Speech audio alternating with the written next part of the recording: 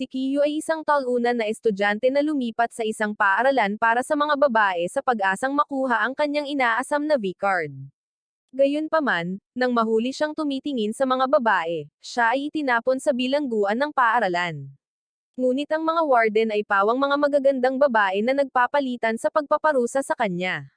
Nagsimula ang lahat sa Hakimitsu Private Academy kung saan si Kiyo at ang kanyang mga kaibigang talunan ay nag-aalala dahil sa kawalan na makakuha ng babae kahit na sila lang ang 5 lalaki sa buong akademya. Dahil sa wana sa pagiging single, sinabi ni Kiyo sa kanyang mga kaibigan na kakausapin niya ang ilang mga babae na ikinagulat nila. Ngunit nang lapitan niya ang mga babae, nagkagulo ang kanyang utak at umalis ang mga babae nang hindi siya kinakausap, na nag-iwan sa kanya ng kahihiyan. Kalaunan sa klase, nabitawan niya ang kanyang pambura na nahulog sa tabi ng isang babaeng nagngangalang Chiyo na nakakita ng isang sticker ng sumo wrestler dito at mabilis na umiwas ng tingin na nagpaisip sa kanya na nawala na ang lahat ng kanyang aura sa harap nito. Gayunpaman, pagkatapos ng klase, ipinakita ni Chiyo kay Kiyo na mayroon siyang parehong pambura at sa wakas ay napagtanto ng bida na ang mga Diyos ng plot ay malapit nang magbigay sa kanya ng ilang aksyon. Sa sumunod na ilang oras, patuloy silang nag-uusap ni Chiyo tungkol sa sumo wrestling at lalong naging malapit. Bigla, tinanong ni Chiyo kung gusto niyang sumama sa isang sumo wrestling tournament at agad na sumang-ayon si Kiyo. Nang gabing iyon, habang nangangarap siya tungkol sa paglalaro sa mga asset ni Chiyo, biglang iminungkahi ng kanyang mga kaibigang talunan na tingnan nila ang mga babae ngayong gabi. Ngunit ayaw niyang sumama sa kanila at hayaang isipin ni Chiyo na siya ay isang talunan. Gayunpaman, pagkatapos ng ilang tukso kasama ang kanyang mga kaibigan, isinuot niya ang kanyang costume at naghanap ng ilang plot armor. Di nagtagal, narating nila ang bubong ng locker room ng mga babae at nagpas siyang gumamit ng mobile phone na nakatali ng lubad para tumingin sa loob. Sa kasamaang palad para sa kanila, naputol ang lubad at nahulog ang telepono sa loob ng silid na nagpapanik sa kanilang lahat. Dahil telepono iyon ni Kiyo, tumalon siya sa kwarto para kunin ito ngunit bigla niyang napagtanto na nakatayo pala si Chiyo sa likuran niya. Nang mapagtanto niyang mas malakas siyang matatapos kaysa sa ilang bida, sinimulan ng lalaki ang kanyang huling panalangin. Ngunit sa kabutihang palad para sa kanya, mahina ang paningin ni Chiyo at napagkamalan niya itong kaibigan. Pagkatapos ay sinimulan niyang alisin ang kanyang mga damit at nagsama-sama ang mga kaibigan ni Kiyo habang nanonood mula sa live feed. Pagkatapos ay kinaladkad ni Chiyo si Kiyo papunta sa banyo kasama ang iba pang mga babae at nagpa siya ang kanyang mga kaibigan na sumama rin sa kanya para sa kasiyahan. Gayunpaman, bigla silang inatake ng mga uwak at dumating ang mga miyembro ng Underground Student Council para pigilan sila. Samantala, sa banyo ng mga babae, tahimik na sumama si Kiyo kay Chiyo. Ngunit bago pa siya mabunyag na lalaki, isa pang estudyante ang biglang pumasok at ipinaalam sa mga babae na nahuli ang mga lalaki na tumitingin. Agad, tumakbo palabas ng banyo ang lahat, na nagbigay kay Kiyo ng pagkakataong makatakas. Sa labas, ang mga kaibigan ni Kiyo ay malapit ng sunugin ng buhay dahil sa kanilang mga kasalanan, ngunit kahit na ganoon, ayaw pa rin nilang isuko si Kiyo dahil ang mga bro ay nauna kaysa sa mga babae.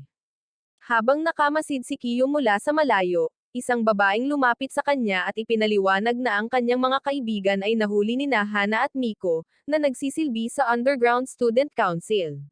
Pagkatapos ay tinanong ni Kiyo kung sino siya, at ipinakilala niya ang kanyang sarili bilang si Marie, ang pangulo ng Underground Student Council. Pagkalipas ng ilang segundo, ang bagbog na si Kiyo ay kinaladkad sa putikan at sumama sa iba pa niyang mga kaibigan, at napaiyak si Kiyo, iniisip na nasayang ang kanyang pagkakataon kay Chiyo.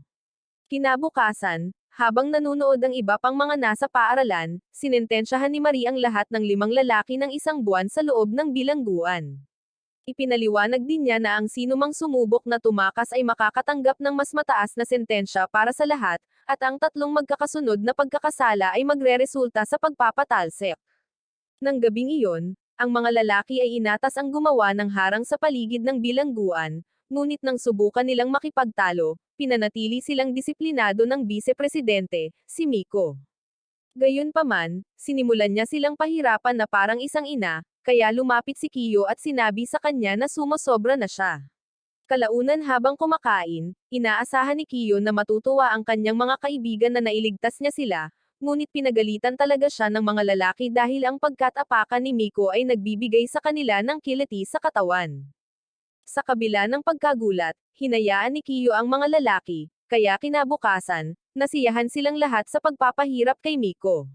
Sa kasamaang palad para sa kanila, nakita ito ni Marie at inutusan ang kanyang sekretarya, si Hana, upang ayusin ang sitwasyon. Sa una, tila masayahin at masayang tao si Hana, ngunit nang mahuli niya ang isa sa mga lalaki na nakatitig sa mga babae sa mga kerrehan, gumawa siya ng yupi sa bungo nito gamit ang kanyang sakong. Pagkatapos ay isiniwalat ni Miko na si Hana ay isang black belt sa karate, at ipinakita ni Hana ang kanyang mga kasanayan sa pamamagitan ng pagbali sa bawat buto sa kanilang katawan. Pagkatapos ay inatasan niya ang mga lalaki na mangolekta ng mga halamang gamot, at habang ginagawa ito, nakakita si Kiyo ng isang batang uwak na nahulog mula sa pugad nito. Umakyat siya sa puno upang ibalik ito, at doon niya nakita si Chiyo sa bintana. Sinabi niya na alam niyang mabait na tao ito sa puso, at hindi siya kailanman magiging isang talunan tulad ng kanyang mga kaibigan. Gustong sabihin ni Kiyo sa kanya na isa rin siyang masamang tao, ngunit nakita ni Chiyo si Hana sa ilalim ng puno at mabilis na umalis. Bigla, nangako si Kiyo sa kanya na malapit na silang manood ng sumo wrestling, at namula siya nang umalis. Nagsimulang mag-alala si Kiyo na hinahanap siya ni Hana. Ngunit nagsimula siyang sa ilalim ng puno, na labis niyang ikinagulat. Bigla, inatake siya ng uwak mula sa puno at nahulog siya sa tabi ni Hana, at nakita niya ang kanyang malaperlas na mga pintuan sa unang pagkakataon. Habang sumisigaw si Hana, dumating din sina Miko at ang iba pa, at nagmakaawa siya kay Kiyo na huwag magsalita kahit kanino. Nang makita siyang umiiyak, sinabihan ni Miko ang mga lalaki na bumalik sa kanilang mga selda, kung saan tinatrato si Kiyo na parang alpha male dahil sa pagsira sa isang psycho tulad ni Hana. Tahimik na tinanggap ni Kiyo ang papuri, alam na alam niyang tatagterin ang kanyang launcher kung malalaman ni Miko ang tunay na nangyari. Kinabukasan, ipinatawag si Marie sa opisina ng chairman, at sinabi sa kanya ng matandang lalaki na masyadong malupit ang parusang ipinapataw niya sa mga lalaki. Ikinatwiran ni Marie na mapapatalsik sana sila sa normal na mga pangyayari, at idinagdag na walang kahit isang tao sa campus ang gustong lumipat ang paaralang ito mula sa pagiging babae lamang patungo sa pagiging code. Ikinatwiran ng lalaki na mabuti ang pagbabago paminsan-minsan, ngunit sinisisi siya ni Hana sa pangyayaring ito, dahil tinutulan niya ang lahat at inimbitahan ang mga lalaki sa paaralang ito. Sumuko ang chairman, ngunit ipinaalala rin sa kanya na dapat isara ang bilangguan tuwing Sabado at Linggo. Kaya, pumayag si Marie na palayain ang mga lalaki sa loob ng 2 araw bago umalis. Samantala, pinahirapan ni Miko ang mga lalaki gaya ng dati, at nang tanungin ni Kiyo kung magkakaroon sila ng pahinga sa Sabado at Linggo, sinabi niyang hindi. Nang sandaling iyon, dumating si Marie at sinabi sa kanila na magiging malaya sila sa loob ng 3 oras kung sila ay magiging maayos, at nasa sabik si Kiyo na gugulin ang oras na iyon kasama si Chiyo. Ito ang nagudyok sa kanya na mas magsumikap pa, at habang nanunood sina Miko at Marie, dumating si Hana dala ang bagong gabay sa konseho ng mga estudyante. Dinala ni Marie ang gabay sa opisina ng chairman, ngunit nang makita niyang walang laman ang silid, nakita niya ang screen ng computer nito at napagtanto niyang nanunood ang lalaki kay Ivana. Labis siyang nagalit kaya nagpasya siyang kanselahin ang bakasyon sa katapusan ng linggo para sa mga lalaki at sinabihan si Miko na pag-overtimein sila. Sinubukan ni Kiyo na makipagtalo, ngunit hinampas siya ni Miko sa lupa, dahilan para umiyak siya dahil mamimiss niya ang kanyang kadate. Nang sandaling iyon, nakakita siya ng ilang langgam na gumagapang papasok sa isang butas, at ito ang nagbigay sa kanya ng ideya na lumabas. Kinabukasan, nagising siya at sinunod ang lahat hanggang sa magkaroon siya ng pagkakataong makatakas sa isang kamalig. Doon, gumamit siya ng tinidor para magukit ng butas sa dingding, at pagkalabas niya, nakita niya si Chiyo na nagbato ng isang piraso ng papel sa kanya. Sinasabi sa kanya ng sulat na ang palabas ng sumo wrestling ay sa ganap na 1:00 ng hapon ng Sabado, at hihintayin siya nito roon. Agad itong nagpaga ng loob niya, at habang sama-sama siya sa iba, nakita niya si Miko na tinatapakan ang mukha ng isa sa mga lalaki na nagngangalang Gakuto. Lumalabas na nakalimutan ni Kiyo na linisin ang isang tambak ng basura dahil masyado siyang abala sa pag-ibig, at ngayon ay ang kanyang kaibigan ang nagbabayad para dito. Nang gabing iyon, napansin ni Kiyo na hindi gumagalaw si Gakuto, kaya binigyan niya ang lalaki ng kaunting hapunan nito upang humingi ng tawad sa pag-istorbo sa kanya. Noong una, hindi ito masyadong inisip ni Kiyo, ngunit kalaunan, ipinakita sa kanya ni Gakuto ang sulat na ibinato ni Chiyo kay Kiyo kanina, na nangangahulugang alam niya ang tungkol sa plano ng pagtakas ni Kiyo, at tiyak na may pinaplano siyang kakaiba. Kinabukasan, sumama si Hana kay Miko upang pangasiwaan ang mga bilanggo, at habang ang iba ay nalulungkot, napansin niya na mukhang nag-aalala si Kiyo. Kalaunan, habang nagtatrabaho, sinabi ni Kiyo sa kanyang sarili na hindi siya kailanman ilalaglag ni Gakuto, ngunit kinutya siya ni Gakuto sa pamamagitan ng pag-stomp sa sumo wrestler, na nagpaisip sa kanya. Di nagtagal, bumalik si Kiyo sa kamalig upang ipagpatuloy ang pagukit ng butas, ngunit nagpakita si Hana at tinanong kung sinabi niya sa iba ang nangyari sa pagitan nila. Tiniyak sa kanya ni Kiyo na wala siyang sinabi kahit isa, ngunit tumanggi siyang maniwala sa kanya at hiniling na mag-CR dito mismo para magkapantay sila. Tumanggi si Kiyo noong una, ngunit nang bantaan niyang durugan ang kanyang mga launcher, pumayag siyang gawin ito. Tumungo sila sa kamalig, kung saan lumuhad siya na parang isang mabuting babae at hinintay siyang gawin ito. Sa kabutihang palad para sa kanya, dumating si Gakuto sa huling segundo, kaya nalungkot si Hana at umalis. Pagkatapos, nagpasalamat si Kiyo kay Gakuto sa pagliligtas sa kanya, ngunit nang pumasok si Gakuto sa kamalig, napagtanto ni Kiyo na baka makita niya ang butas at ilaglag siya palabas. Nakakagulat na alam na ni Gakuto ang tungkol sa butas at idinagdag na gusto niya talagang tulungan si Kiyo na makatakas dahil gusto niyang may gawin ito para sa kanya. Samantala, sumama si Miko kay Marie sa shower at tinanong kung matalino bang tutulan ang chairman, ngunit sinabi ni Marie na mga modelong bilanggo lamang ang makakaiwas sa gawain.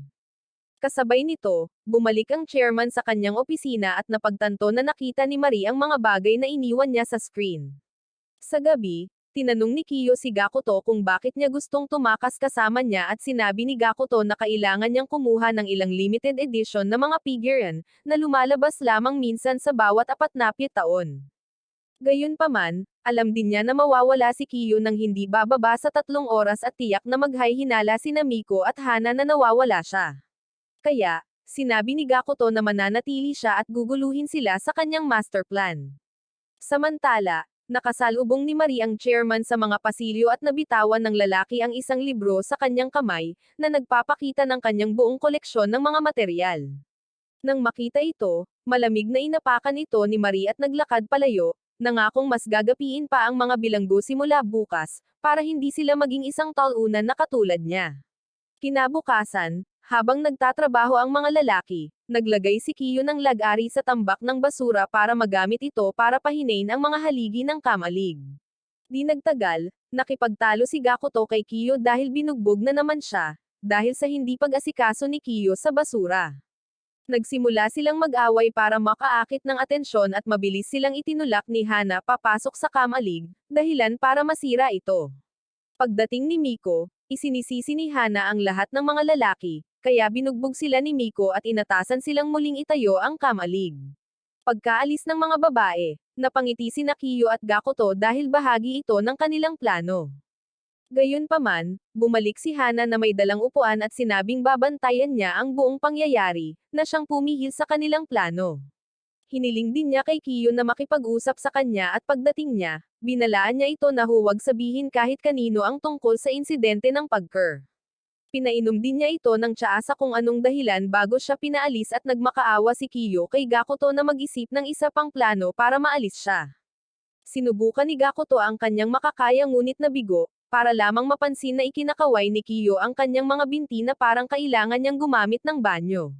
Agad niyang hiniling kay Hana na hayaan si Kiyo na mag-CR at pinayagan siya nito. Gayunpaman, sinimulan niya itong sundan dahil gusto niyang makita siyang gawin ito tulad ng ginawa niya. Kaya, tumakbo si Kiyo para dito at ikinulong ang sarili sa inidoro. Sa kabila nito, tumalon siya papasok mula sa itaas at sinabihan siyang ilabas ito, na humantong sa isang pagtatalo sa pagitan nila. Nagawa ni Hana na malampasan siya, ngunit habang binubuksan niya ang zipper, inigulong ito at umakto na parang si Elsa at pinaulanan siya. Narinig ni Miko ang kanyang sigaw at nagmadaling tingnan siya, ngunit nadatnan lamang siyang puno ng dumi. Ginamit ni Kiyo ang pagkakataong ito upang makatakas at kalaunan. Sinabi ni Miko sa mga lalaki na si Hana ay magbabakasyon ng ilang araw, na ikinatuwa ni Gakuto dahil maaari nang makatakas si Kiyo. Kinabukasan, sinimulan ni Gakuto at Kiyo ang paggawa ng kamalig, at sa wakas, natapos nila ang pag-crack ng isang butas sa dingding. Sa oras ng tanghalian, hiniling ni Gakuto kay Kiyo na lumabas at tumingin-tingin ngayon. Hiniling din niya kay Kiyo na bumalik isang oras bago tumunog ang kampana upang maiwasan ang pagdududa. Maya-maya, palihim na lumabas si Kiyo mula sa butas patungo sa labas ng mundo, kung saan nakita niya ang isang lalaki na kinakapa ang mga aset ng kanyang kasintahan, na ikinainis ni Kiyo kaya't nangako siyang gagawin din iyon kay Chiyo. Nang sandaling iyon, nakita niya ang chairman na pumasok na may dalang pala upang ibaon ang kanyang koleksyon ng mga materyales, at habang pinapanood ni Kiyo, nawala sa kanya ang oras. Nang tumunog ang kampana, bumalik si Miko sa kamalig at tinanong si Gakuto kung nasaan si Kiyo, ngunit pinagpawisan ang lalaki dahil nahuli si Kiyo. Nang makita ito, may hinala si Miko at nagpasyang siya mismo ang tumingin sa lugar, ngunit nakabalik si Kiyo sa tamang oras. Sa kasamaang palad, ang kanyang mga plot armor ay naipit sa butas, at tila mahuhuli siya. Mabuti na lang at natisod si Miko sa mga sirang tabla, at nagbigay ito sa kanya ng sapat na oras para makatakas. Matapos siyang makita, umalis si Miko nang may pagkadismaya, habang pinagalitan ni Gakuto si Kiyo dahil sa pagiging nahuli.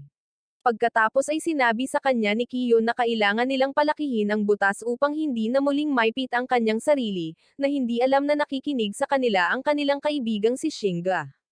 Sa gabi, nilapitan niya sila upang tanungin kung ano ang kanilang pinag-uusapan, ngunit sinubukan nilang magpakatahimik.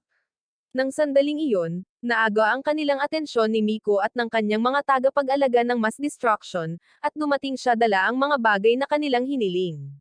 Dahil nakasuot siya ng night suit, lahat sila ay nagsimulang tumingin sa kanya na parang siya ang huling hiwa ng pizza, at hiniling na sana ay hayaan na lang nila itong kainin. Pagkatapos ay inilabas niya ang schedule para sa susunod na linggo, at napagtanto ng mga lalaki na minarkahan niya ang susunod na Sabado bilang regional meet ng track club. Nang tanungin nila siya tungkol dito, sinabi niyang kailangan nilang gawin ang mga gawain tungkol sa meet sa araw na iyon, at 3 sa kanila ang magbabantay ng mga gamit habang ang 2 naman ay gagawa ng iba't ibang trabaho. Sa kasamaang palad para sa kanila, si Shinga ay itinalagang magbantay kasama sina Kiyo at Gakuto. Kinabukasan, sinabi ni Gakuto kay Kiyo na halos imposibleng makarating sa butas habang nagaganap ang club meet dahil itatalaga sila sa ibang lugar. Bukod pa riyan, sasamahan sila ni Shinga, na nagpapaisip sa kanila kung dapat ba nilang isama siya sa plano. Nang sandaling iyon, dumaan si Shinga sa kanila at nagpasyang marinig ang kanilang pag-uusap, ngunit ang lalaki ay sadyang tulala kaya inakala niyang sina Kiyo at Gakuto ay nagpaplanong maglaro ng broski kasama ang kanyang mga plot armor. Kinagabihan, nang pumasok siya sa banyo, nakita niya sina Kiyo at Gakuto na may pinaplano. Ngunit ang kanyang naunang palagay ay nagpaisip sa kanya na naglalaro sila ng espada ng isa't isa. Nang makita siya ng mga lalaki, palihim nila siyang hiniling na sumama sa kanila, ngunit natakot si Shinga sa pag-aakalang babatuhin nila siya mula sa likuran. Kaya, kinabukasan, hiniling niya kay Miko na hayaan siyang gawin ang iba't ibang gawain para hindi na niya kailangang gumugol ng oras na mag-isa kasama sila. Matapos siyang payagan ni Miko, malaya sina Kiyo at Gakuto na ipagpatuloy ang kanilang plano, ngunit hindi pa rin nila alam kung paano nila mararating ang butas mula sa kanilang bantayan. Doon nakita ni Kiyo ang isang lagusan sa ilalim ng lupa at ginamit ito upang lumipat mula sa poste patungo sa kamalig nang hindi nakikita. Matapos itong kumpirmahin kay Gakuto, gumapang pabalik si Kiyo, ngunit narinig niya si Shinga na nagsasabi sa 2 pa nilang kaibigan na sina Kiyo at Gakuto ay nag-eespadahan. Sa kabila nito, sinabi ni Shinga na hindi niya sila hinuhusgahan dahil sa pag-ugoy sa kabilang direksyon. Saktong pagdating ni Miko at sinabihan silang tumigil sa pagpapabeya. Tumangala si Kiyo at nakita siyang nakatayo sa ibabaw ng alulod, na nagbibigay sa kanya ng malalangit na tanawin ng kanyang malaperlas na mga pintuan. Pagkatapos ay nagsimula siyang umupo sa ibabaw ni Kiyo, at ang lalaki ay nakahiga lamang doon habang hinahangaan ang tanawin. Matapos ang pagtingin, nagpasya siyang umalis, ngunit ang sakong ni Miko ay dumulas sa bitak patungo sa kanyang likod, na nagdulot ng pinsala sa kanya. Sa pagtatapos ng araw, tinanong niya si Kiyo kung bakit siya masyadong matagal sa banyo, at sumagot si Gakuto sa kanya na may problema siya sa tiyan. Gayunpaman, binaligtad siya ni Shinga at ipinakita sa kanya ang dugo sa likod ni Kiyo, na nagpaisip sa lahat na may almoranas siya. Pagkalipas ng ilang araw, dumating si Miko dala ang mga bagay na hiniling ng mga lalaki, at kumuha si Gakuto ng music player, na mahalaga sa kanyang plano. Sinabi rin ni Miko sa kanila na kukuha sila ng klase sa computer lab kasama ang mga babae bukas, na ikinatuwa ng mga lalaki. Gayunpaman, kinabukasan, nandidiri ang mga babae sa kanila dahil amoy basura ang mga pisngi nila. Nang sandaling iyon, pumasok si Chiyo sa klase at sinenyasan si Kiyo na sabik na itong lumabas kasama niya ngayong Sabado. Pagkatapos noon, tinanong ni Kiyo si Gakuto tungkol sa kanyang plano, at sinabi niyang magpapatugtog siya ng mga tunog ng pagdumi sa kanyang music player para ipakita na nasa inidoro si Kiyo habang wala siya sa loob ng 3 oras. Gayunpaman, nakalock ang web search ng lab computer at hindi niya ma-download ang mga sound effect. Nangangahulugan ito na kailangan nilang gumawa ng totoong tunog ng pagdumi at i-record ito. Ngunit ayaw itong gawin ni Kiyo dahil mawawala ang lahat ng kanyang aura. Nang lumapit si Gakuto, binalaan siya ni Kiyo na hindi na siya makikipagkaibigan sa isang babae kailanman kung itutuloy niya ito. Gayunpaman, gusto ni Gakuto na makipag-date si Kiyo kay Chiyo, kaya pinindot niya ang record button at sinira ang kanyang pantalon. Agad nitong sinira ang kanyang reputasyon at iniyakan ni Kiyo ang kabayanihan ng kanyang kaibigan. Sa oras ng trabaho, ibang pantalon ang suot ni Gakuto at nang tanungin ni Miko kung bakit, sinabi niya rito na nadumihan niya ang kanyang pantalon. Naging dahilan ito ng pagtawa ng ibang mga lalaki dahil iniisip nilang dahil ito sa lahat ng mga kaganapan na natatanggap ni Gakuto mula kay Kiyo. Samantala, hinukay muli ng chairman ang lahat ng kanyang material, ngunit ngayon ay nahihiya siya sa kanyang sarili at nangakong itatakip ang mga ito magpakailanman. Lumabas siya at gumamit ng semento para ibaon ang kanyang koleksyon. Sa loob ng paaralan, pinaplano ni Kiyo at Gakuto ang kanilang ruta ng pagtakas nang hindi alam na nakita ng chairman ang butas sa dingding. Nang tingnan ni Kiyo ang butas, nakita niya na ito ay natakpen ng semento, na pumihil sa kanilang mga linggong pagsusumikap. Habang kumakain, uminit ang sitwasyon sa pagitan ni Kiyo at Gakuto nang madumihan ng huli ang kanyang pantalon at sinira ang kanyang reputasyon ng walang dahilan. Nang gabing iyon, habang naririnig ni Kiyo si Gakuto na umiiyak na parang sanggol, nagpasya siyang itutuloy niya ang kanyang plano. Kinabukasan, sinabi niya kay Gakuto na magbabalat kayo siya bilang isang babae at palihim na lalabas sa harap ng gate dahil ayaw niyang masayang ang sakripisyo ni Gakuto. Di nagtagal, nagpabeya si Gakuto habang nagtatrabaho at binugbog siya ni Miko dahil dito, ngunit sinasadya niyang binusinahan ang mga busina nito para lalo pa itong menas. Pagkatapos umalis ni Miko, sinabihan ni Kiyo si Gakuto na magtago, ngunit sa hindi malamang dahilan, determinado si Gakuto na makaakit ng mas maraming atensyon. Kaya, nang makita niya si Marie, tumakbo siya patungo sa kanya, iniwasan ang mga pagtatangka ni Miko na pigilan siya, at bumagsak sa tabi ni Marie na hinihila pababa ang palda nito. Agad, naging Undertaker si Miko at hinampas ito ng tombstone piledriver bago nagmukhang mashed potato ang mukha nito. Pagkatapos, dumating ang mga lalaki upang tiyaking buhay pa si Gakuto at sinabi niya kay Kiyo na kailangan ito para sa kanyang mga plano. Nang gabing iyon, ipinatawag siya ni Miko sa kanyang opisina para sa parusa at naglabas ng electric razor. Ilang sandali pa, bumalik si Gakuto sa selda ng bilangguan na may buzz cut at isang bag na puno ng kanyang buhok, na gagamitin niya sa paggawa ng peluka para kay Kiyo. Lumabas na sinasadya niyang mapasama sa problema, dahil naniniwala siyang maliit na halaga lamang ito para sa mga pig-uring gusto niya. Muling naiyak si Kiyo sa sakripisyo ni Gakuto at mas naging determinado na lumabas. Kinabukasan, gumawa ang mga lalaki ng plano na palihim na pumasok sa laundry room ng mga babae at magnakaw ng uniforme. Dahil nakakandado ang pinto sa mga oras na walang pasok, kailangang palihim na pumasok si Kiyo habang naroon ang trabahador. Gayunpaman, walang sapat na oras para palihim na pumasok si Kiyo, kaya nagsimulang magsalita si Gakuto sa trabaho para ma-distract siya.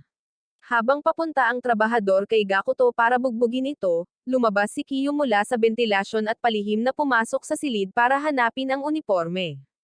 Gayunpaman, Ang tanging natagpuan niya ay ang mga plot cover ni Miko. Kaya, tumungo siya sa bentilasyon para kunin ang mga uniforme. Sa kasamaang palad para sa kanya, tapos na ang trabahador sa mga kalokohan ni Gakuto, kaya bumalik siya sa kanyang van at nilock ang pinto sa likod habang nasa loob pa rin si Kiyo. Dahil bukas ang malaking araw, sabik na hinihintay ni Gakuto ang pagdating ng kanyang mga figuran, habang si Chiyo ay nasa sabik na manood ng sumo wrestling kay Kiyo. Kinabukasan, ang mga pagpupulong ng regional club, at ang mga lalaki ay inatas ang magbantay sa lugar ng imbakan. Di nagtagal, may ilang atlet ang lumapit para ibigay ang kanilang mga bag sa kanila, ngunit nagulat sila sa pag-aakalang binibigyan sila ng saludo ng sundalo ni Gakuto. Sa katotohanan, itinatago niya ang music player sa kanyang pantalon, na itatanim ni Kiyo sa inidoro at magpapatugtog ng mga tunog ng dumi para isipin ng iba na masama ang kanyang tiyan. Samantala, gumagawa si Chiyo ng mga bola-bowl ang kanin para makakain sila ni Kiyo habang naglalaro. Tinanong siya ng kaibigan niyang si Mayumi kung sigurado ba talaga siyang makikipag-date kay Kiyo, at tiniyak niya kay Mayumi na hindi naman ganoon kalaki ang problema. Sa kabilang banda, habang pinapanood ni Kiyo at Gakuto ang ilang malalakas na babae sa track, naalala nila ang mga panahong ginugol nila sa bilangguan.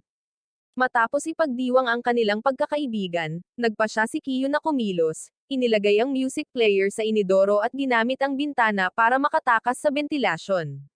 Pagkatapos lumabas mula sa kabilang panig, ginamit niya ang buhok ni Gakuto bilang peluka, ngunit may hibla ng buhok na nakarating kay Miko, na agad na nakilala ito bilang buhok ni Gakuto. Habang naglalakad siya upang suriin ang lugar, si Kiyo ay nasa kalagitnaan pa rin ng pagbibihis, ngunit hindi kasya sa kanya ang jacket. Sa pagmamadali, napunit niya ito mula sa likod, ngunit matalinong gumamit ng backpack para takpan ito. Nakita siya ni Miko mula sa likuran at inakala niyang isa itong estudyante, kaya umalis siya nang walang sinasabi, na ikinatuwa ni Kiyo. Samantala, nasa tren si Chiyo, nasa sabik na makita si Kiyo at manood ng sumo wrestling kasama niya. Gayunpaman, kinakabahan din siya dahil sinabi sa kanya ni Mayumi na parang date lang iyon. Nang mga oras na iyon, nagtatago si Kiyo sa likod ng isang puno, iniisip kung dapat ba siyang lumabas ng pintuan na parang wala lang. Nag-aalala siyang baka makilala siya ng mga babae at bugbugin siya, ngunit nagpasya siyang umakto ng may kumpiyansa at ituloy ito. Sa mismong gate, may pumihil sa kanya mula sa likuran, at si Marie pala iyon, na nagsabi sa kanya na huwag isuot ang kanyang bag ng ganito dahil labag ito sa mga patakaran. Gayunpaman, nang makita niya ang punit na jacket sa ilalim ng bag, humingi siya ng tawad kay Kiyo, iniisip na isa siyang babaeng walang kwenta, at hinayaan siyang umalis. Samantala, lumapit si Miko para kumustahin si Gakuto at tinanong kung nasaan si Kiyo. Sinabi niya sa kanya na nasa banyo si Kiyo, pagkatapos ay nakita niya ang bukas na zipper nito at pinagalitan siya dahil sa pagiging talunan. Kasabay nito, sa wakas ay nakarating si Kiyo sa lugar ng pagkikita, kung saan niya nakita si Chiyo, na nagbigay sa kanya ng tuwalya para panasan niya ang kanyang pawis. Agad na nabasa ni Kiyo ang kanyang pantalon nang maamoy niya ang kanyang tuwalya, ngunit mas lalo pa itong hinailan ng babae papasok sa arena. Habang pinapanood nila ang laban, tuwang-tuwa si Kiyo nang makita kung gaano kasabik si Chiyo, ngunit pagkatapos ay inilabas niya ang kanyang walang lasang rice balls, at napilitan ang bida na umakto na parang masarap ang mga ito. Pagbalik sa paaralan, napagtanto ni Miko na matagal nang wala si Kiyo, kaya tumungo siya sa banyo para hilahin ito palabas. Gayunpaman, nagpatugtog si Gakuto ng mga tunog ng pagdumi sa huling segundo, at labis siyang nandidiri kaya lumabas siya at hinampel si Gakuto. Habang nakahiga ang lalaki doon na umiiyak, masaya na sulit ang kanyang sakripisyo, nakita siya ng ibang mga babae at nagtaka kung mayroon ba siyang karagdagang mga kabaliwan. Samantala, habang pinupuno ni Kiyo ng mga bola-bowl ang kanin ang bibig niya, nakita ni Chiyo ang cute niya kaya lumapit siya para makipag-selfie sa kanya. Gayunpaman, nagsimulang mag-alburuto ang sikmura ni Kiyo, at tumungo siya sa banyo. Pagkaalis niya, nakita ni Chiyo ang uniforme ng isang babae sa kanyang bag, at tuluyang binago ni Kiyo ang kanyang mod. Pagbalik ni Kiyo, sinabihan siya nitong nakakadiri siya at tumakbo palayo, na naguguluhan ang lalaki. Doon niya tiningnan ang kanyang bag at nakitang may pangalan ni Chiyo sa uniforme, na nagdulot ng matinding kalungkutan sa lalaki. Pagbalik sa paaralan, dumating si Shinga sa baggage area at napansing wala si Kiyo. Ipinapalagay niyang nagdudumi si Kiyo sa banyo at nagpas siyang kausapin siya palabas. Pagdating ni Miko, sinabihan niya itong nagdudumi si Kiyo.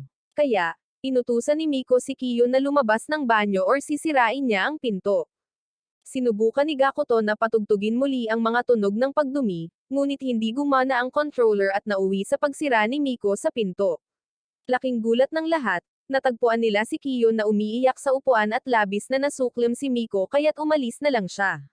Pagkatapos, pinuri ni Gakuto si Kiyo sa pagbabalik sa tamang oras, ngunit patuloy na umiiyak si Kiyo at sinabing wala ng pag-asa, na nagpaisip kay Gakuto na hindi niya naibalik ang mga figuran.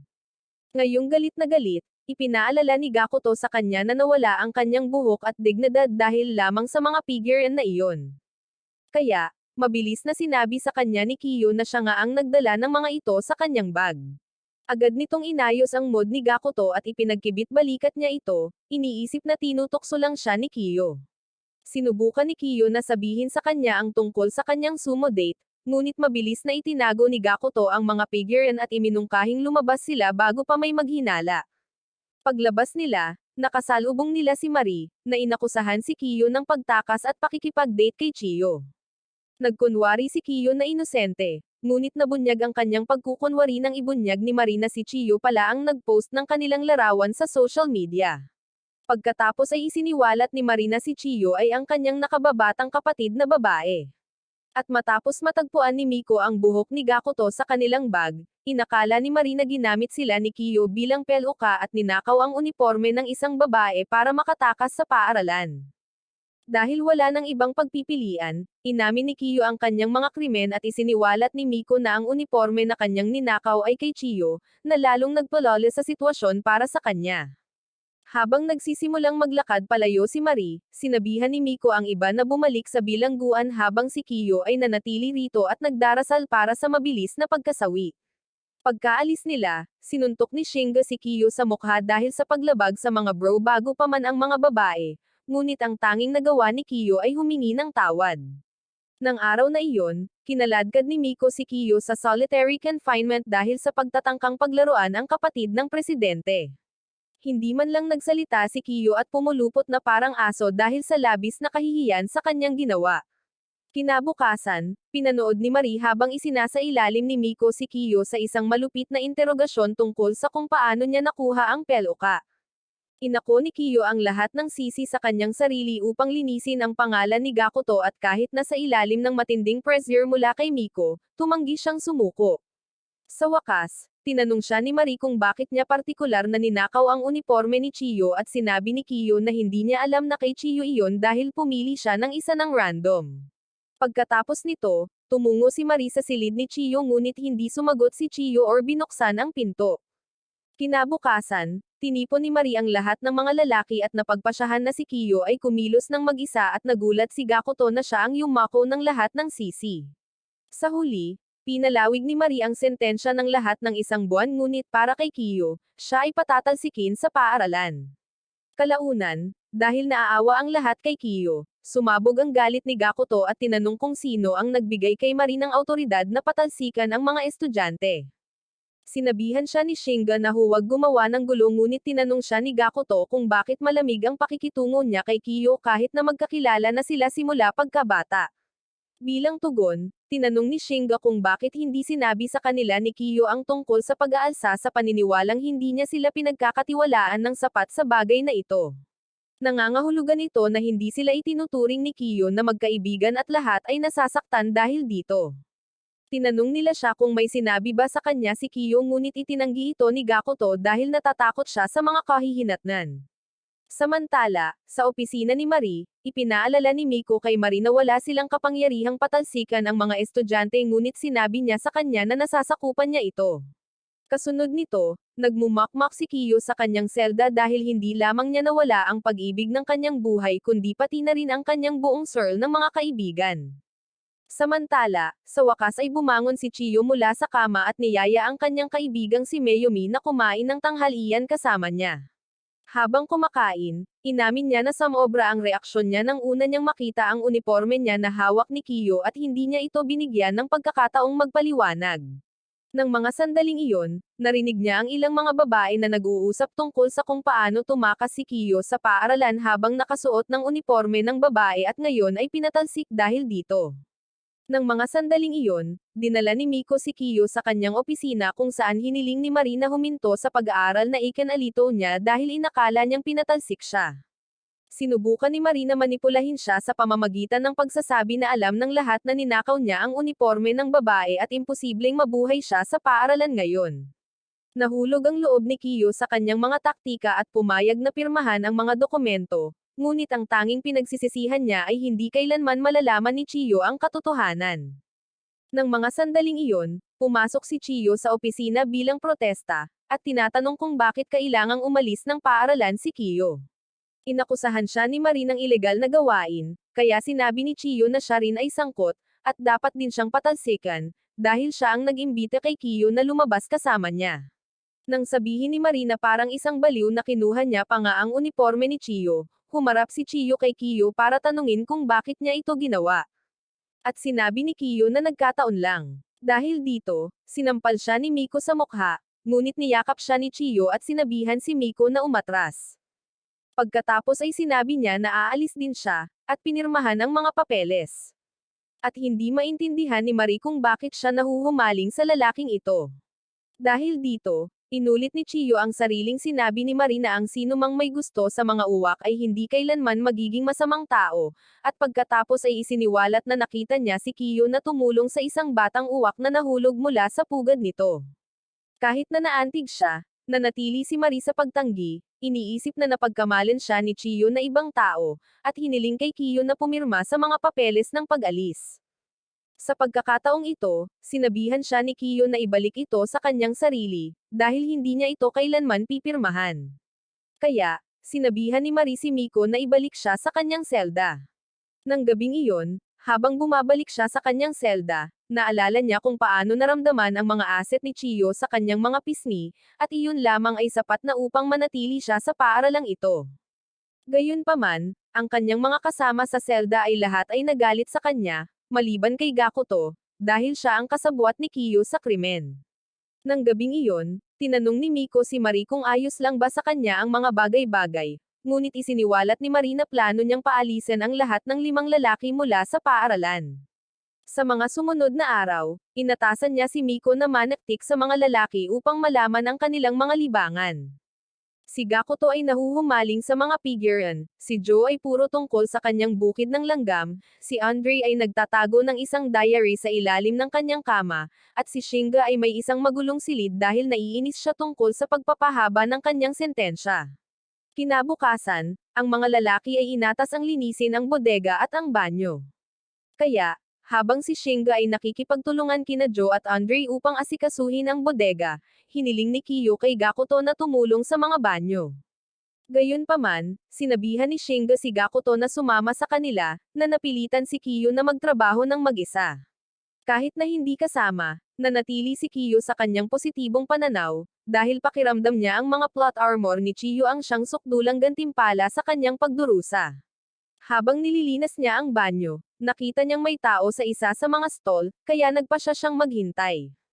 Maya-maya, lumabas si Hana mula sa banyo, at agad na nagulat si Kiyo sa kanya. Nang sinubukan niyang balewalain siya, sinundan siya nito papasok at ipinaalala sa kanya ang ginawa nito sa kanya noong huli. Sinabi niyang gagawin din niya ito sa kanya, ngunit dahil kapos siya sa oras, tinakat niya ito at sumama kina Miko at Marie, na sama-samang nagpaplanong patalsikan ang lahat ng mga lalaki sa paaralan. Ipinaalam nila sa kanya na ang 3 pagtatangkang tumakas ay magreresulta sa automatikong pagpapatalsik. Ngunit inamin ni Marie na ang mga lalaki ay hindi sapat na talunan para makatakas ng 3 beses. Balak niyang suruan sila gamit ang kanilang mga kahinaan, na magpipilit sa chairman na patalsikan sila. Pagkatapos ay sinabi ni Hana na si Kiyo ay naglilinis ng mga banyo ng mag-isa, at naniniwala si Miko na iniiwasan siya ng iba. Idinagdag din niya na si Shinga ang pangunahing salarin sa pag-iisa kay Kiyo, at naniniwala si Hana na magagamit nila ito laban sa kanya. Kinabukasan, hiniling ni Miko kay Shinga na makipag-usap sa kanya, at ito ay nagpakaba sa lahat. Dinala niya ito sa kanyang opisina, binuksan niya ang isang kahon ng mga panghimagas at sinimulang kainin ang mga ito sa harap niya, na siyang ikinakiliti ng kanyang katawan. Pagkatapos ay hinayaan niya si Shinga na makuha ang lahat ng panghimagas na gusto niya, ngunit bilang kapalit, gusto niyang gumawa siya ng isang bagay. Kalaunan sa shower, sinabi ni Kiyo kay Gakuto na hindi siya nababagabag ng kanyang pagiging malamig dahil naiintindihan niya ang kanyang posisyon. Magsasalita na sana si Gakuto, ngunit pumasok si Shinga ng sandaling iyon, at tinanong siya ni Kiyo kung ano ang sinabi ni Miko. Tumanggi si Shinga na sabihin sa kanya, kaya nang ituro ni Kiyo na may cream siya sa mukha, pinunasan ito ni Shinga at sinabihan siyang huwag na lang siyang mag-alala. Pagkaalis niya, lumabas din ng kwarto si Gakuto, ngunit nalungkot siya dahil hindi niya pinansin si Kiyo, kahit na siya ang may kasalanan. Kinabukasan, habang nagtatrabaho, isang bagzo ng hangin ang nagpalipad sa ilang palda, at nang tignan ito ng mga lalaki, binugbog sila ni Miko, maliban kina Andre at Shinga. Kalaunan, binanggit ni Andre na hindi pa sila pinaparusahan ni Shinga nitong mga nakaraang araw, dahil lagi siyang nasisiyahan na madurog ng mga plot armor ni Miko. Nang sandaling iyon, aksidente niyang nataman ang bukid ng langgam ni Joe, at hinawakan siya ni Joe sa kwelyo, pinagbantaan na tatapusin siya kung susubukan niyang saktan ang kanyang mga minamahal na langgam. Kahit na humingi ng tawad si Andre, nabaliw si Joe, kaya kinailangan siyang pigilan ni Kiyo at Gakuto na gawing pancake si Andre. Kinabahan si Shinga nang makita niya ito at kalaunan ay tumungo siya sa opisina ni Miko kung saan humingi ito ng impormasyon tungkol sa mga lalaki. Sinabi lang niya na lahat ay nasa bingit. Kaya nag-alok si Miko na bigyan siya ng masarap na pagkain kung bibigyan niya ito ng karagdagang impormasyon. Dito ay ikinwento ni Shinga sa kanya ang tungkol sa away ni Joe at Andre. Kaya pinayagan niya itong magdala ng pagkain. Kinabukasan ay ikinwento niya kina Marie at Hana ang tungkol sa pagkahumaling ni Joe sa mga langgam at plano ni Hana na gamitin ito laban sa kanila. Samantala, humingi muli ng tawad si Andre kay Joe at humingi rin ng tawad si Joe sa matinding reaksyon. Pagkatapos nito, lumabas ang mga lalaki para maglaro ng tag at habang naglalaro si Joe kasama ang kanyang mga langgam, pinanood sila ni Kiyo mula sa malayo dahil ayaw nila siyang kausapin. Doon lang niya napansin na maraming uwak sa langit, ngunit hindi niya ito masyadong inisip. Di nagtagal, nakita niya sina Miko at Shinga na nagbubulungan sa likod ng bakod, na ikinakiliti ng kanyang pandama. Ilang sandali pa, tinawag ni Shinga si Joe para ilihis ang atensyon niya mula sa mga langgam at napansin ni Kiyo na naroon din si Marie at ang iba pa. Habang nag-uusap sina Shinga at Joe, biglang nagsama-sama ang mga uwak laban sa mga langgam at nang subukang iligtas sila ni Joe, pinigilan siya ni Miko. Ngayong desperado na, hinawakan niya si Miko sa mga aset at inihagis ito sa tabi, ngunit mabilis siyang sinipa ni Hana sa mukha at natamba. Habang pinapanood niya ang pagkain ng kanyang mga langgam, dumating si Marie at pinahiya siya dahil sa pananakit sa vice-presidente dahil sa ilang mga langgam lamang. Pagkatapos ay sinabihan niya si Miko na itapon siya sa solitary confinement, ngunit sa sobrang galit ni Joe ay kumuha siya ng isang matalas na piraso ng kahoy at tumalon kay Marie para ipadala siya sa Diyos. Mabuti na lang at tumalon si Kiyo at pinigilan siyang saktan si Marie, ngunit bilang resulta, natusok siya sa kanyang katawan. Habang papalapit si Miko sa kanila para tanungin kung may itinatago bang armas si Joe, sinabi ni Kiyo na wala. Kaya hiniling niya sa kanya na ipaliwanag ang dugo. Sabi niya, nahulog lang daw siya sa sanga ng puno at ang dugo ay galing sa almoranas. Naniwala si Marie sa kwento niya, pero sinugod pa rin siya ni Joe nang may balak na saktan siya. Kaya sinabihan niya si Miko na ikulong siya. Humingi ng permiso si Hana na dalhin si Kiyo sa opisina ng nurse at pinayagan siya ni Hana, pero alam ni Kiyo na tapos na siya. Samantala, itinapon si Joe sa selda at sinabi ni Marie na ire-report din niya ang kanyang agresyon sa mga guro. Nang akusahan siya ni Joe ng pagpaslang sa kanyang mga langgam, isiniwalat ni Hana na maayos naman ang lahat ng kanyang mga langgam at ang kanyang uwak ay gumagawa ng tinatawag na anteng, na isang bagay na ginagawa nila para sa self-medication at pagpapanatili ng balahibo. Lubos itong ikinasira ni Joe, dahil hindi niya talaga alam. Kaya, pinapasok nila siya para pag-isipan ang kanyang mga ginawa. Samantala, dinala ni Hana si Kiyo sa opisina ng nurse, kung saan hiniling niya sa kanya na lagyan ng gamot ang kanyang sugat. Habang ginagawa niya ito, bigla siyang nanlamig at sinabihan siyang mag-ker sa isang tasa. Inilabas pa niya ang kanyang telepono at pinilit siyang gawin ito, ngunit kahit papaano ay nailigtas ni Kiyo ang kanyang dignidad. Hindi naman sa wala na siyang natitira sa puntong ito. Sa huli, sinabihan siya ni Hana na humiga ng patihaya para maulanan siya nito tulad ng pag-ulan niya rito. Pag-akyat niya sa itaas, biglang pumasok si Chiyo sa opisina ng nurse, na nagpatarante kina Kiyo at Hana. Samantala, tumungo si Marie sa opisina ng chairman, kung saan sinabi niya sa matanda na nakagawa si Joe ng isang karahasan. Bago pa siya makapagsalita, tumunog ang telepono, ngunit ayaw tumayo ng chairman mula sa kanyang upuan dahil may itinatago siyang bagong koleksyon ng mga materyales sa kanyang likuran. Samantala, hinanap ni Chiyo si Kiyo sa opisina ng nurse, ngunit hindi niya ito mahanap dahil nagtatago ito sa ilalim ng kama kasama si Hana. Ang sobrang lapit sa mga labi ni Hana, lalo na kapag pareho silang komando, ay nagpapakiliti sa launcher ni Kiyo. At naramdaman ni Hana na may malaki at matigas na bagay na tumutulak sa kanya. Kalaunan, lumabas si Chiyo sa opisina ng nurse at mabilis na gumapang palabas si Kiyo upang humingi ng tawad, sinasabing may sariling pag-iisip ang kanyang munting launcher. Gayunpaman, napagtanto niyang nawalan na ng malay si Hana. Samantala, sa opisina ng chairman, habang tumatayo ang matanda para kunin ang telepono, iniwan niya ang kanyang mousepad, na labis na ikinainis ni Hana kaya't dumiretso siya palabas ng opisina. Kasunod nito, tinutulan ni Shinga si Miko sa pag-set up kay Joe, ngunit nagbanta siyang sasabihin sa mga lalaki na isa siyang especially iya kung tatanggi siyang makipagtulungan. Kinabukasan, sumama si Joe sa iba pang mga lalaki at sinabing binigyan siya ng masarap na pagkain at panghimagas sa selda. Habang sa break, sinimulang apihin ni Shinga si Kiyo, ngunit sinabihan siya ni Joe na tumigil sa pag-arte na parang batang abala, na nagpapataas ng tensyon sa pagitan nila. Napansin ito ni Miko at sinabihan silang bumalik sa trabaho, kung saan inalok ni Joe ng tubig si Kiyo at nagpasalamat sa pagliligtas sa kanya. Kasabay nito, muling nag-init ang kanilang ugnayan at natulala si Joe dahil hindi niya alam na may mga uwak na umaalingaw-ngaw.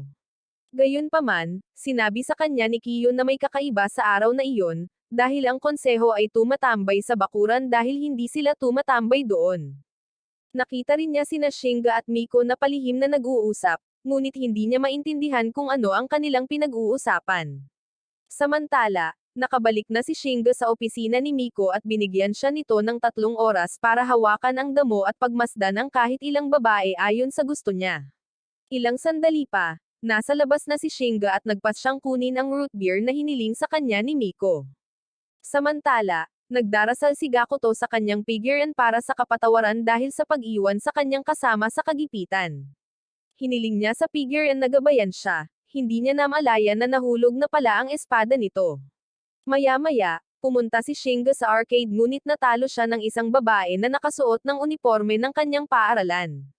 Tinanong siya nito kung paano siya nandito dahil lahat ng mga lalaki ay nasa bilangguan at malamig niyang sinabi sa kanya na wala itong pakialam sa kanya. Bilang tugon, yumuko ang babae at hiniling sa kanya na kausapin siya ng magalang dahil siya ang kanyang senior. Ngunit nakita ni Shinga ng maayos ang kanyang mga asset at nagsimulang mamula. Natutuwa siyang kinakabahan ito sa isang pangkaraniwang bagay, ngunit nang bigla siyang tawagin ng kanyang mga kaibigan at sumama siya sa kanila. Kalaunan, habang pabalik si Shinga sa paaralan, namula na naman siya dahil matagal na siyang hindi nakakausap ng isang normal na babae at umaasang makakasalubong niya itong muli. Nang sandaling iyon, bumalik si Miko at nagpasalamat siya sa pagpapalabas niya.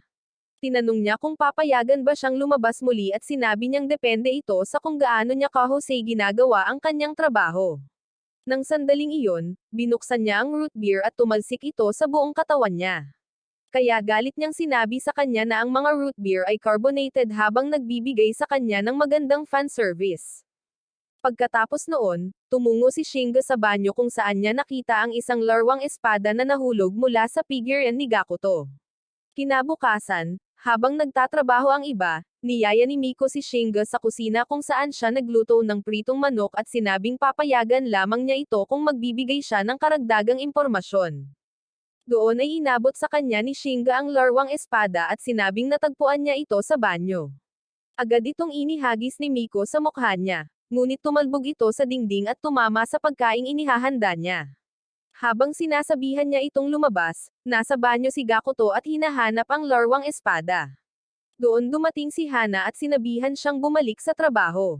Pagkatapos nito, tumungo sila sa opisina ni Marie kung saan dinala ni Miko ang mga merienda na niluluto niya. Kumagat si Marie at pinuri ang luto ni Miko, ngunit nang sandaling iyon, natagpuan ni Marie ang larwang espada sa loob ng mga merienda. Pinagpawisan si Miko dahil natagpuan ito ni Shinga na nakahiga sa inidoro, at nakilala ito ni Marie bilang isang berdeng talim ng crest ng dragon. Dahil sa kanyang pagkausyoso, naghanap si Miko sa internet tungkol sa espada at saka tumungo sa banyo para maghanap ng mga clue. Doon niya nakuha ang koleksyon ng mga figure ni Gakuto. Kaya kinabukasan, ginantimpalaan niya si Shinga ng isa pang araw ng pahinga. Samantala, nagtatampo si Gakuto sa bilangguan, nagtataka kung sino ang kumuha ng kanyang mahalagang koleksyon. Sa opisina ni Marie, ikinwento sa kanya ni Miko ang buong pangyayari. Ngunit nang tanungin ni Hana kung paano niya nakuha ang espada, pinagpawisan si Miko dahil ayaw niyang sabihin na galing ito sa sahig ng banyo. Di nagtagal, tumungo si Shinga sa arcade para maglaro, ngunit nakasalubong niya ang isang matandang lalaki sa halip na ang cute na nakatagpo niya noong nakaraan. Bigla, nagpakita siya mula sa likuran at nagsimulang kalabitin ang joystick, sinasabihan siyang mag-focus or tatalunan siya ng matandang lalaki. Dahil nakadikit sa kanya ang kanyang mga asset, hiniling ni Shinga na sana ay kalabitin niya ang kanyang joystick. Pagkatapos, tinanong niya kung bakit siya lumabas muli, at sinabi niyang pumunta siya para sa ilang gawain. Dahil may oras siya, hinawakan niya ang kamay nito at sinabihan siyang sumama. Dinala niya ito sa isang food court kung saan nilibre niya ito ng ice cream, habang nagbibiro rin na mukha itong hipster. Sinabi ni Shinga na mukha rin siyang kakaiba, at nagsimula siyang tumawa, na nagpabilis ng tibok ng puso nito. Pagkatapos noon, hinimok niya itong makipagpalitan ng ice cream sa kanya at sinimulang dilaan ang pyesa nito, na nagpapaisip sa kanya na dinidilaan niya ang isa pa nitong pyesa. Bago pa man niya maipakita sa kanya ang kanyang sariling kakayahan, kumuha siya ng ilang tiket sa sine at tinanong kung gusto niyang sumama sa kanya, ngunit sinabi ni Shinga na wala siyang oras ngayon. Kahit na nalulungkot siya, sinabi niyang ang mga tiket ay may bisa hanggang sa susunod na linggo, ngunit hindi niya alam kung kailan siya muling papalayain. Kaya, ibinigay niya sa kanya ang kanyang armband at hiniling na ilagay ito sa barikada sa araw na muli siyang papalayain. Kinabukasan, tinawag palabas ang mga bilanggo, kung saan ipinakita ni Miko kay Gakuto ang kanyang koleksyon ng mga figuran, pati na rin ang nawawalang espada. Sinabi ni Gakuto na hindi pa niya ito nakita noon, ngunit sinampal niya ito sa mukha, dahil alam niyang ito ay isang limitadong edisyon ng koleksyon na mabibili noong araw na pumutok ang engkwentro ni Kiyo. Pinaghihinalaan niya na nakipagsabuatan si Gakuto kay Kiyo para makuha ito at hiniling sa kanya na aminin ito kung gusto niya itong ibalik. Pinigilan ni Gakuto ang sarili, kaya nagsimula siyang umupo dito para mapatiklop siya. Sa huli, hindi nakapagpigil si Gakuto at inagaw ang figurean mula sa kanya, na isang malinaw na senyales na tinulungan niya ang pagtakas ni Kiyo. Gayunpaman, huminga ng malalim si Gakuto at inihagis ang figurean sa lupa, na ikinadurog nito. Sinabi niya na hindi siya interesado sa mga larwang ito bago casual na naglakad pabalik sa kanyang selda. Ngunit sa katotohanan, umiiyak siya dahil hinayaan niyang tiisin ni Kiyo ang pambubuli at parusa ng napakatagal.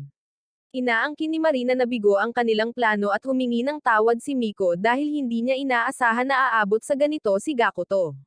Nang sandaling iyon, bumalik si Shinga at nakita ang larwang espada, malakas na sinasabing natagpuan niya ito sa inidoro. Nang marinig ito, agad na natamba si Marie at kalaunan, lumuhad si Miko upang humingi ng tawad habang marahas na nagsisipilyo si Marie. Hindi siya pinansin, bumalik si Hana sa kanyang opisina, ngunit dumating si Miko at hiniling sa kanya na paluan ang kanyang mga plot armor bilang parusa. Kahit na noon, hindi siya pinansin ni Marie at inanunsyo na personal niyang haharapin ang mga bilanggo mula ngayon. Samantala, inamin ni Gakuto ang iba, humihingi ng tawad sa lahat ng kanyang nagawa. Buong pagmamalaking sinabi ni Shinga na pinaghihinalaan na niya ito at tinanong ang iba kung paano nila dapat parusahan si Gakuto, ngunit naniniwala sila na walang parusa na kailangan. Idinagdag ni Joe na si Gakuto ang dahilan kung bakit hindi siya pinatalsik. At idinagdag ni Andre na sinira ni Gakuto ang kanyang koleksyon upang matiyak na hindi na mapapahaba pa ang kanilang sentensya. Pareho silang sumang-ayon na patawarin si Gakuto, ngunit hindi ito ikinatuwa ni Shinga. Sa kanyang galit, hindi sinasadyang nasabi niya na natagpuan niya ang figurine sa banyo. Ngunit nang tanungin nila kung paano niya nalaman, sinabi niyang narinig niya ito mula kay Miko bago umalis. Napansin ni Andre na matagal nang kasama ni Shinga si Miko at nagseselos ito. Samantala, nagtatampo si Miko dahil hindi siya pinapansin ni Hana. Ngunit sa totoo lang, may dala pala siyang regalo. Kinabukasan, habang nagtatrabaho, sinadya ni Andre na magkamali para maparusahan ni Miko, ngunit nagulat ang lahat sa pamamagitan ng pananamit ng maayos at hindi paggawa ng mga kakaibang bagay sa mga bilanggo. Gayunpaman, nakakapagod ang pagiging normal para sa kanya at sa wakas ay napagtanto niya na ito ang parusang nilayo ni Hana para sa kanya. Napagod siya ng husto kaya't siya ay natamba, ngunit nakita siya ni Chiyo at dinala sa opisina ni Hana. Doon niya nakita ang isang ulat ng misyon na umiikot sa pagpapatalsik sa lalaki sa paaralan, ngunit naantala siya nang pumasok sina Hana at Marie sa opisina. Pagkatapos niyang lumabas, sinabi ni Marie sa iba na ang kanyang plano ay nasa huling yugto na, hindi alam na nakikinig si Chiyo mula sa labas. Samantala, ang buong grupo ay nag-aalala para kay Andre dahil siya ay nalulumbay dahil sa kawalan ng parusa mula sa kanyang warden. Kalaunan, pinayagan ni Miko si Shinga ng isa pang araw na pahinga ngunit binalaan siya na kung hindi siya babalik sa oras, magkakaroon ng mga kahihinatnan. Agad niyang inilagay ang armband sa harang. At kalaunan, habang papasok sa trabaho ang mga lalaki, napansin ni Kiyo na mas lalong nalulumbay ang itsura ni Andre. Napagtanto niya na maraming kakaibang bagay ang nangyayari nitong mga nakaraang araw, kaya nilapitan niya si Shinga upang tanungin kung may alam ba siya. Bago pa man makapagsalita si Shinga, biglang nagpakita si Miko at ipinatawag siya sa kanyang opisina, na ikinagulat ni Kiyo. Pagkalipas ng ilang oras, nasa sinehan na si Shinga nang dumating ang kanyang babe na si Anzu na may dalang popcorn. Pagkatapos ay sumandal siya sa kanya upang makaupo, ngunit natigilan ang lalaki nang makita ang kanyang mga plot armor. Samantala, ang iba pang mga lalaki ay inatas ang magbantay sa harang. At habang nasa daan, nakasalubong nila si Chiyo na naglalaro ng board game kasama si Mayumi. Nang sumulyap si Kiyo sa pisara, nakita niya ang isang nakatagong mensahe dito, ngunit masyado siyang talunan para maintindihan ito. Pagbalik sa sinehan, nakatulog si Shinga at nagising na lang sa pagsasabi sa kanya ni Anzu na dapat nilang laktawan ang pelikula at gumawa ng isang bagay na masaya. Habang palabas sila, tinanong siya ni Anzu kung saan sila pupunta, at nagpasya siyang dalhin siya sa isang restoran. Gayunpaman, hinawakan niya ang kamay niya at iminungkahing pumunta sila sa isang parke. Pagbalik sa mga selda, tuluyang nawala sa sarili si Andre at nakita ang mga halusinasyon ni Miko na nag-aanyaya sa kanya na parusahan. Sa paanuman, napunta siya sa opisina ni Miko kung saan niya natagpuan ang kanyang talaarawan na binabanggit ang kanyang pagnanais na maparusahan ni Miko. Nakasaad din sa talaarawan na kung lalabas siya ng pinto, parurusahan siya, kaya nagpasya siyang gawin ang nakasaad sa talaarawan. Sa shower, napansin ni Gakuto na mukhang tensyonado si Kiyo. Kaya nang tanungin niya kung ano ang nangyari, sinabi sa kanya ni Kiyo ang tungkol sa mensaheng iniwan ni Chiyo. Dahil wala itong saysay para sa kanya, isinulat niya ito sa dingding, at agad itong binasa ni Gakuto, na nagpapakita na plano ng konseho na palayasin sila. Agad nilang sinabi kay Joe ang tungkol dito, ngunit dahil wala si Andre, nagmadali silang lumabas upang bigyan siya ng babala. Nang mga oras na iyon, nasa labas na si Andre kung saan inilantad ni Miko ang kanyang mga aset at inalok na parusahan siya, at tumakbo siya patungo sa kanya ngunit napigilan ng barbed wire. Gayunpaman, labis na nabalisa ang lalaki kaya nabali niya ang alambre at bumagsak sa paanan nito, at agad siyang pinigil ng konseho dahil sa pag-alis. Doon napansin ni Gakuto na naputol na ang mga alambre, at napagtanto ni Kiyo na sila ay sinet up ng mga babae. Pinuri ni Marie si Miko sa pag-iisip ng napakagandang planong ito, at ang kailangan na lang nilang gawin ngayon ay maghintay sa pagbabalik ni Shinga. Nagre-relax pa rin si Shinga kasama si Anzu sa parke, at nang sabihin niya rito na nakatulog siya habang nanunood ng pelikula, kinurot nito ang pisngi niya, na labis siyang ikinatuwa. Nang makita ang kanyang mga labi, ang lalaki ay naging isang taong kuweba at gumawa ng nakakatakot na mukha, dahilan para umatras siya. Nang tanungin niya kung bakit ganoon ang hitsura nito, sinabi niyang normal lang iyon dahil kinurot niya ang kanyang mga pisngi. Hiniling ni Anzu sa kanya na kurutin din ang kanyang mga pisngi para malaman kung totoo ito. At habang ginagawa niya ito, ipinikit niya ang kanyang mga mata habang umaasang hahalikan siya nito. Gayunpaman, tumayo si Shinga at sinimulang pag-alitan ang ilang mga batang nang-aapi sa ibang lalaki, at ang kilos na ito ay nagpaisip sa kanya na si Shinga ay isang mabuting tao sa puso. Nang makipagtalo ang mga lalaki sa kanya, sinigawan niya sila na mag-ayos, na nagpaiyak sa kanila, at ang binubuli na batang lalaki ay talagang naghagis ng buhangin sa mukha ni Shinga at tinawag siyang bully. Pagkaalis nila, nilapitan siya ni Anzu at sinabihan siyang huwag masyadong isipin iyon, ngunit nagsimulang malungkot ang lalaki dahil naging bully din siya kay Kiyo. Inamin ang lahat ng kanyang mga pagkakamali, nagpa siya siyang bumalik sa bilangguan at humingi ng tawad sa mga lalaki, ngunit nagsimulang umiyak si Anzu, na ikinagulat niya. Pagbalik sa bilangguan, sinabi ni Marie sa mga lalaki na ito ang kanilang pangalawang pagkakasala, na nangangahulugang ang kanilang sentensya ay palalawigan ng 3 buwan. Wala roon si Shinga, at sinabi ni Miko na kung mahuli siya kahit isang segundo, iyon ang ituturing na huling pagkakasala, na magreresulta sa pagpapatalsik. Lumabas na binigyan ni Hana si Anzu ng posisyon sa Underground Student Council, ngunit bilang kapalit, hiniling sa kanya na makipagkaibigan kay Shinga. Ang plano ay pigilan si Shinga sa pag-aaral at pilitin ang ikatlong opensa upang mapatalsik silang lahat sa paaralan. Nakonsensya si Anzu sa panlilinlang sa kanya at inamin ang lahat, kahit na binago niya ang timer sa kanyang relo. 5 minuto na lang ang natitira kay Shinga, at habang matigang naghihintay si Miko na matapos ang oras, umaasa ang mga lalaki na makakabalik siya sa oras.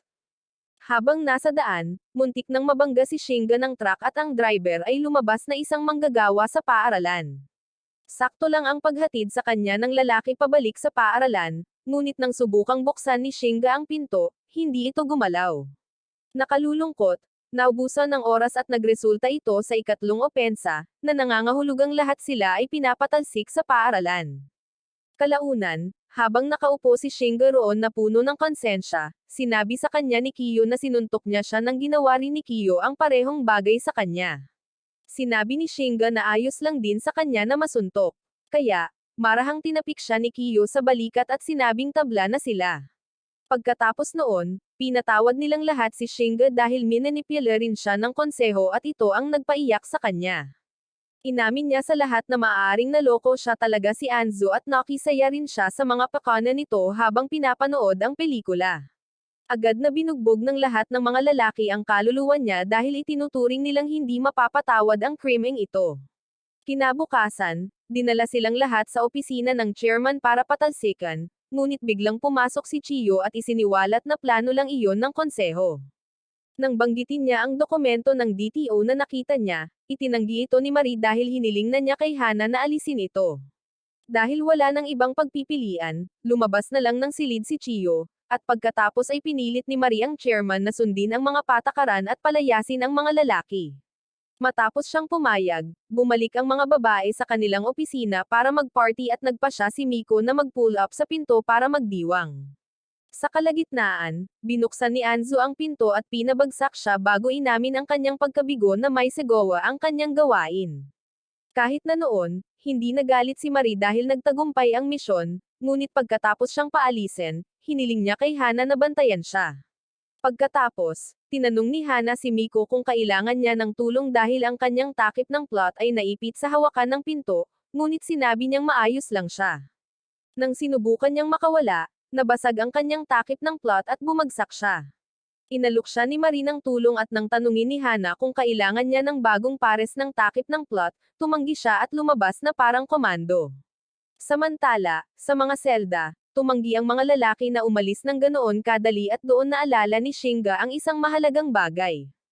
Inaangkin niyang nakakita na siya ng dokumentong pinamagatang DTO dati sa screen ng computer at naisip ni Kiyo na ang dokumento ay malamang na nasa corrections office. Ang kailangan lang nilang gawin ay pasukin ang opisina at hanapin ang file. Ngunit, naniniwala ang mga lalaki na wala ng patutunguhan dahil malamang nabura na ng mga babae ang file. Doon isiniwalat ni Gakuto na isa siyang computer genius, at kaya niyang ibalik ang mga nabura na file at email. Naniniwala pa rin ang mga lalaki na imposible ito dahil 2 linggo na lang ang natitira sa kanila, ngunit hinikayat sila ni Kiyo na huwag sumuko. Di nagtagal, dumating si Miko na may dalang pagkain, ngunit aksidente niyang nalaglag ang kanyang sirang takip ng plot sa sahig. Habang yumuko siya para kunin ito, binigyan niya si Kiyo ng close-up ng kanyang perlas. At sa sandaling iyon, nangako si Kiyo na gagawin ang lahat para maiwasan ang pagpapatalsik. Kinabukasan, habang nag-aalmusal ang mga lalaki, iniisip nila kung paano sila makakapapasok sa opisina ng koreksyon dahil laging naroon si Miko. Ang tanging oras na pinalalabas sila ay tuwing nagtatrabaho at naliligo, at walang sapat na oras sa panahong iyon para gumawa ng kahit ano. Kahit na nasa labas sila sa mga pasilyo, palaging binabantayan sila ni Miko, at talagang nililimitahan nito ang kanilang mga pagpipilian. Doon sinabi ni Gakuto na maaari nilang nakawin ang susi mula kay Miko at madaling makalusot sa opisina. Itinuring ito ng mga lalaki na imposible dahil isa siyang overpowered babe boss, ngunit naniniwala si Gakuto na magagamit nila iyon laban sa kanya. Sa gabi, pagdating niya para gumawa ng mga round, nadatnan niya ang mga lalaki na nakikipagbuno sa braso, at tila nananalo si Andre laban sa lahat. Nang ideklara nila siyang pinakamalakas sa paaralan, sinabi ni Shinga na maaaring mas malakas si Miko kaysa kay Andre, ngunit sinabi ng mga lalaki na hindi ito totoo dahil isa lamang siyang babae. Nang marinig ito, kinuha ni Miko ang pain at sumugod sa selda, hinamon si Andre sa isang laban sa braso. Iminungkahi ni Gakuto na makipag-warm up muna siya sa kanya, ngunit inakala ni Miko na nagbibiro lang siya hanggang sa alisin nito ang kanyang damit at ilantad ang kanyang pangangatawan na parang alpha male. Mas maaga, plinano ni Gakuto na panatilihing abala ang mga lalaki kay Miko habang palihim siyang pumapasok sa opisina. Tungkol naman sa mga susi, umaasa siyang aalisin ni Miko ang kanyang jacket, ngunit nauwi sa limot ang kanyang plano nang tumanggi ito. Matapos niyang madaling talunin siya, lumapit si Kiyo upang hamanin siya, at napatunayang mas magaling siyang kalaban kaysa kay Gakuto. Gayunpaman, gumuho ang mesa sa kanila, at napuno ang mukha niya ng mga aset ni Miko. Sa gitna ng kaguluhan, nagawa ni Gakuto na nakawin ang mga susi mula sa kanya, at ngayon ay kailangan niya ang iba para ilihis ang atensyon niya habang papunta siya sa opisina, di na-download ang restoration software, at na-recover ang mga file at email. Pagkatapos ay humingi si Kiyo ng rematch, at pinagbigyan siya ni Miko, kung saan sinubukan niya ang kanyang makakaya para mag-atubiling maghintay. Gayunpaman, nang mapagtanto niyang lumalabas ang mga asset ni Miko, na-hypnotize siya at natalo sa laban. Pagkatapos niya, hinamon ni Shinga si Miko, at isiniwalat na dating kilala siya bilang Dynamite Arm Wrestler. Sa sandaling iyon, malapit na niyang ikwento ang kanyang kwento, sinabi ni Miko na wala itong pakialam at sinimulan ang laban, natalo siya sa loob ng ilang segundo. Ang plano ni Shinga ay ipagpaliban ang oras sa kanyang kwento, ngunit matapos itong mabaigo ng husto, lumapit si Joe upang hamanin si Miko. Nang mga sandaling iyon, nasa opisina na si Gakuto, ngunit nahihirapan siya dahil sa mahinang koneksyon sa internet.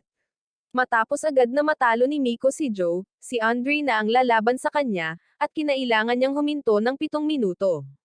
Mabuti na lang at nag-ambala si Miko ng isang buhok na tumutubo mula sa katawan ni Andre, at nagbigay daan ito kay Andre upang makapagsimula ng maayos.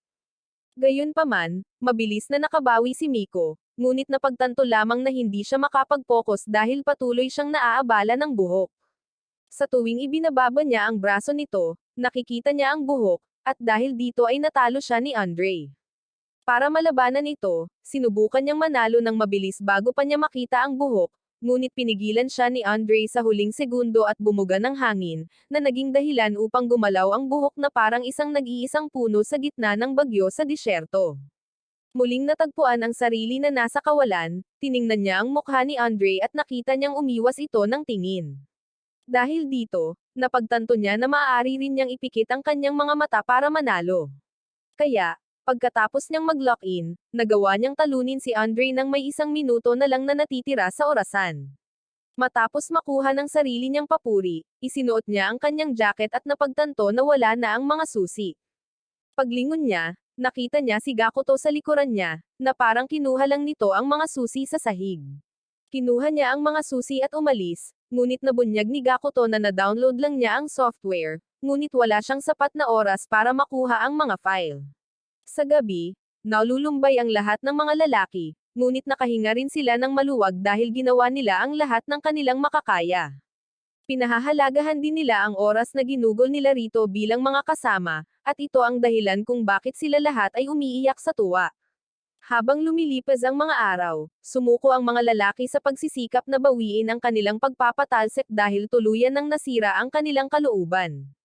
Labis na naapektuhan ito ni Gakuto kaya't nawalan siya ng pasensya at nagsimulang umakto na parang baliw na lalaki.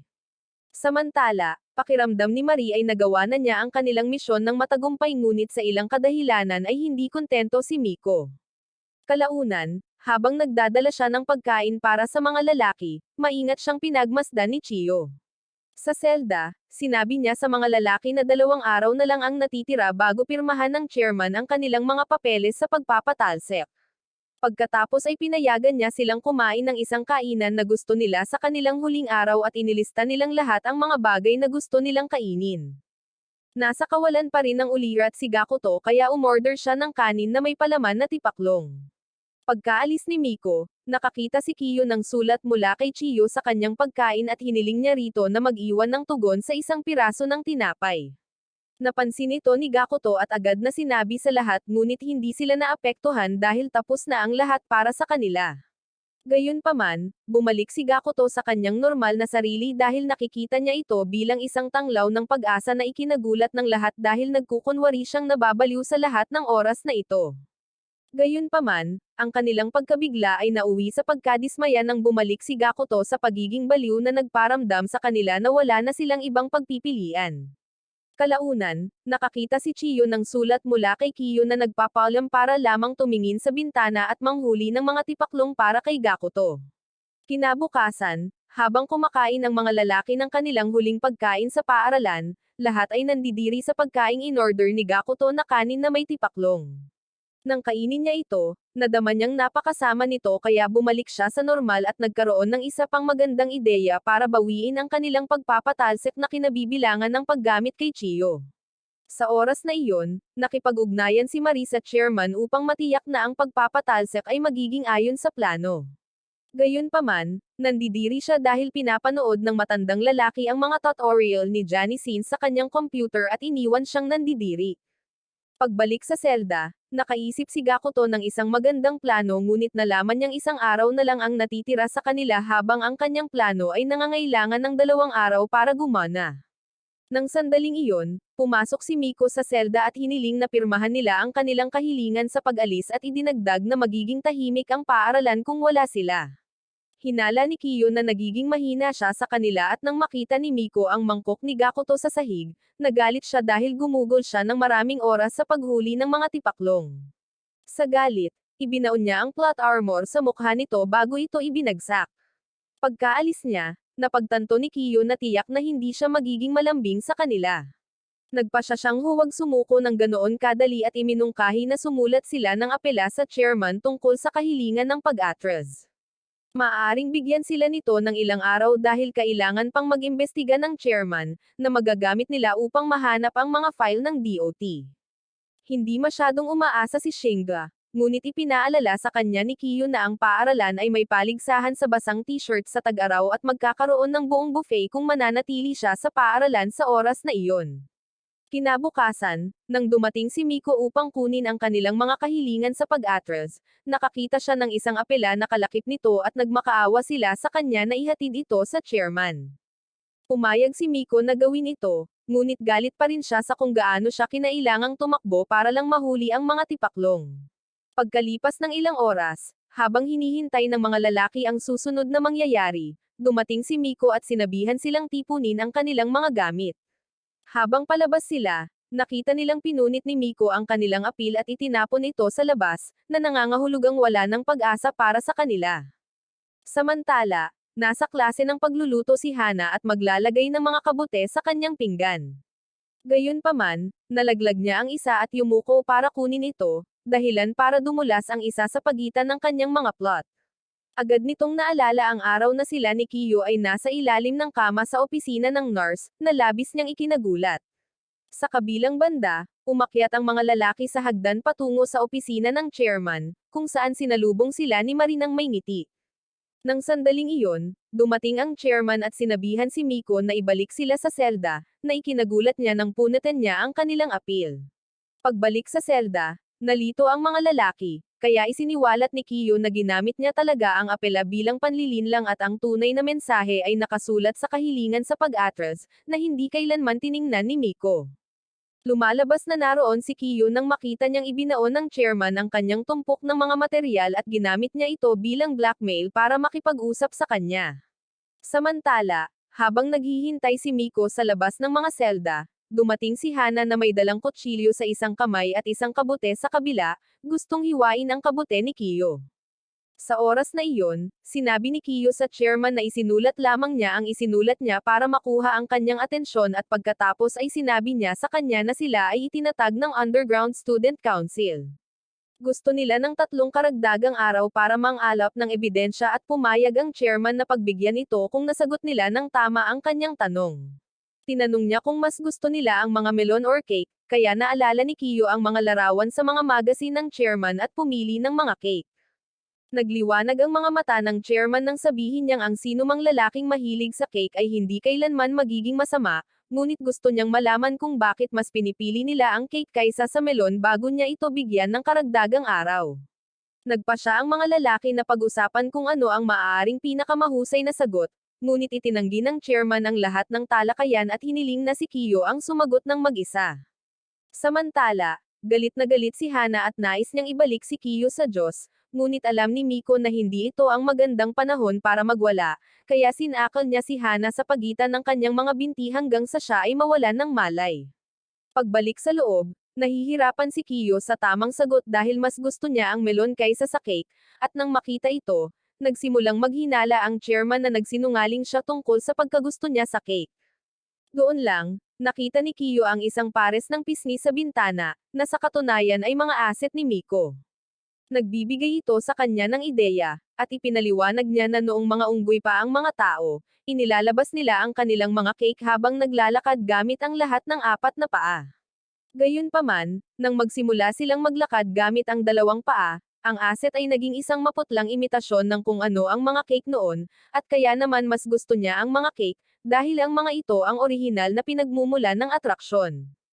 Habang patuloy siyang humahagulgol, niyakap siya ng chairman at sinabing nakapasa si Kiyo sa pagsusulit ng may tagumpay, at walang lalaking mas gusto ang mga cake ang maaaring maging masama. Kahit na noon, isang araw lang ang maaari niyang bigyan ng dagdag na araw, sa paniniwalang ang mga lalaking mahilig sa cake ay makakagawa ng trabaho sa oras na iyon. Pagkatapos, tumungo siya sa labas kung saan tinutulan ni Marie ang kanyang desisyon, ngunit ipinaalala niya rito kung sino ang boss bago umalis. Matapos pasalamatan ni Kiyo si Miko para sa tulong, bumalik ang mga lalaki sa selda na may motibasyon na patunayan na sila ay nilinlang upang mabawi nila ang kanilang pagpapatalsik at dumalo sa paligsahan ng basang t-shirt. Samantala, bumalik si Marie sa kanyang opisina na galit sa biglaang pangyayaring ito nang humingi ng pahintulot ang isang mukhang masamang si Hana na hawakan ang mga lalaki para sa huling araw. Kalaunan, nagpulong ang mga lalaki upang talakayin ang kanilang plano, at isiniwalat ni Kiyo na pinagtrabaho na niya si Chiyo tungkol sa isang partikular na bagay. Gayun din, hahamunin ni Andre si Miko para sa isa pang laban sa oras ng tanghalian, at gagamitin ni Gakuto ang pagkakataong ito upang palihim na pumasok muli sa opisina ng pagwawasto. Nag-aalala si Shinga na hindi ito tatanggapin ni Miko dahil natalo si Andre noong nakaraang beses, ngunit sinabi ni Gakuto na may naisip siyang bagong paligsahan na tiyak na makakaakit sa kanya. Samantala, nalaman ni Miko na si Hana ang magiging tagapangasiwa ngayon at tumutol dito dahil mapanganib ito. Dagdag pa niya na si Hana ay may diferensya sa pag-iisip, ngunit tiniyak sa kanya ni Hana na maayos siya at tinanong naman siya kung bakit siya pinasalamatan ni Kiyo kanina. Nainis si Miko at sinabing wala siyang ideya, ngunit mahigpit na tinanong siya ni Marie kung naging masyadong mahina ba siya sa mga lalaki. Habang kinakabahang itinatanggi ito ni Miko, sinabi ni Gakuto sa mga lalaki ang tungkol sa isang paligsahan, ngunit sigurado si Kiyo na hindi dito mahuhulog si Miko. Gayunpaman, alam ni Gakuto na may malaking tiwala si Miko sa mga plot nito at tiyak na gugustuhin niyang maging pinakamahusay na tagaalaga ng plot sa paaralan. Pagkatapos ay hiniling niya kay Andre na maging handa at nabaliw si Andre sa pag-iisip pa lamang nito. Nang sandaling iyon, nauwi sa pagkabulok ang kanilang buong plano nang pumasok si Hana na may dalang tanghalian, ngunit nagpasya si Gakuto na subukan pa rin ang kanyang swerte. Nang tanungin niya si Hana kung gusto nitong makipagbasag ng plot sa kanya, sinipa niya ito ng napakalakas kaya't nauntog ang ulo nito sa pader. Pagkatapos noon, hinainan niya ng pagkain ang lahat at ng pagkakataon na ni Kiyo, mahigpit niyang hinawakan ang braso nito at bamulong na sa wakas ay naalala na niya ang nangyari noong araw na iyon. Nang magsimulang pagpawisan si Kiyo, nangako siyang gagantay siya bago matapos ang araw. Pagkatapos niyang umalis, sumama si Kiyo sa iba sa mesa, ngunit napansin ni Gakuto na mayroon itong nakakatakot na ekspresyon sa mukha. Samantala, gumagawa si Miko ng isang push-up para parusahan ang sarili dahil sa pagkabigo kay Marie. Nang sandaling iyon, pumasok si Marie at tiniyak sa kanya na hindi siya nagagalit at habang pinupunasan ang kanyang pawis, ipinaliwanag niya na sinimulan ng hulaan ng mga lalaki ang kilos ni Miko. Nabigla sa kanyang pagiging maalalahanin, humingi ng tawad si Miko kay Marie at binigyan siya ni Marie ng isang bagong gawain para sa araw na ito. Nagkomento rin siya na medyo pawisan si Miko ngayon at nagsimulang magmakaawa si Miko na iwanan ang kanyang panyo. Sinabi ni Marie na wala siyang pakialam at magdadala siya ng tuwalya sa susunod, dahilan para lumuhad si Miko bilang pagsuko. Nang gabing iyon, habang pinag-uusapan ng mga lalaki kung paano makarating sa tanggapan ng koreksyon, sigurado silang hindi papayag si Hana sa laban ng pagsira ng plot cake. Dahil dito, sinabi ni Kiyo na maaari niyang hilingin na lang kay Hana na dalhin siya sa tanggapan ng koreksyon dahil mayroon silang dapat pag-usapan. Nag-aalala ang grupo na tadterin niya ang launcher ni Kiyo kung sila lang, ngunit sinabi ni Kiyo na iyon ang panganib na handa niyang tanggapin para sa kanyang mga kasama. Kalaunan, habang dinadala ni Anzo ang mga tray papunta sa kusina, sinalubong siya ni Chiyo sa kalagitnaan at nag-alok ng tulong.